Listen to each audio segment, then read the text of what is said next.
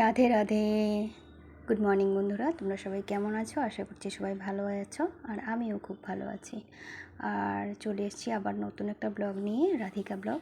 আর এই ব্লগটা জানো তো কবেই বানিয়েছিলাম, কিন্তু আমি এডিট করতে আর সাউন্ড দিতে একদমই সময় পাচ্ছিলাম না। কেননা আমার মা এসেছে চোখের অপারেশনের জন্য, এদিকে দৌড়াদৌড়ি করতে হচ্ছে, বাবাও এসেছে, তার জন্য একদমই সময় পাচ্ছিলাম না। আর দেখো আমাদের বাড়ির বাইরে কেমন জঙ্গল হয়েছে, লোক লাগিয়েছে মানে পরিষ্কার করার জন্য। আর এই যে দেখো মানে সাপ ঢুকে যাচ্ছে বাড়িতে, এত জঙ্গল হয়েছে মানে চারোদিকে।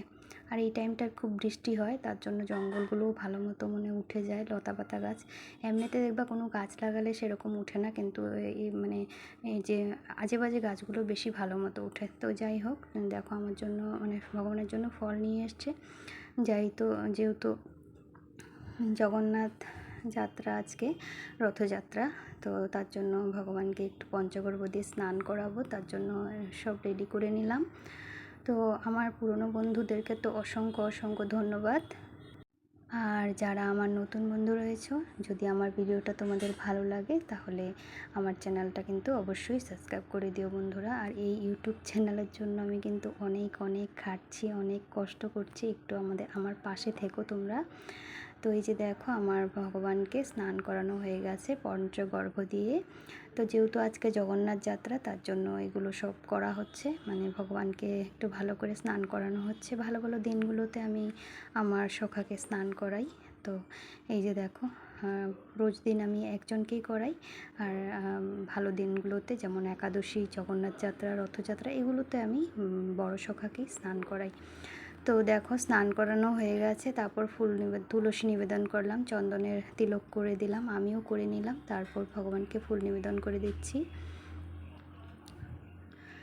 তো জানোই তো তোমরা, আমি মানে অনেক আশা করে ইউটিউব চ্যানেল খুলেছি।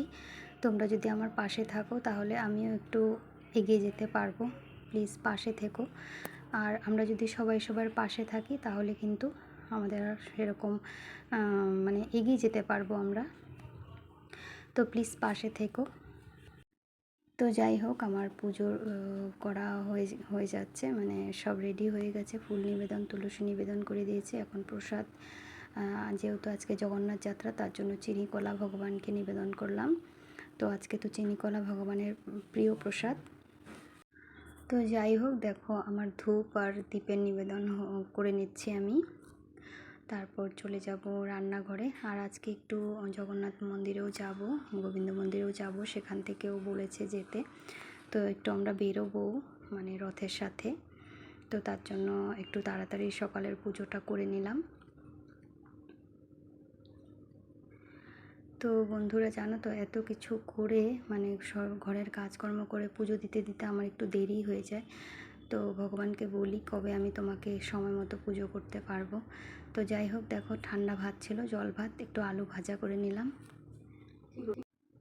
তো বন্ধুরা দেখো, আলুটা একটু লাল লাল করে ভেজে কাঁচা লঙ্কা আর পেঁয়াজ দিয়ে তারপরে যে ওকে দিয়ে দিব এখন জল ভাত। মাঝে মাঝে ভালো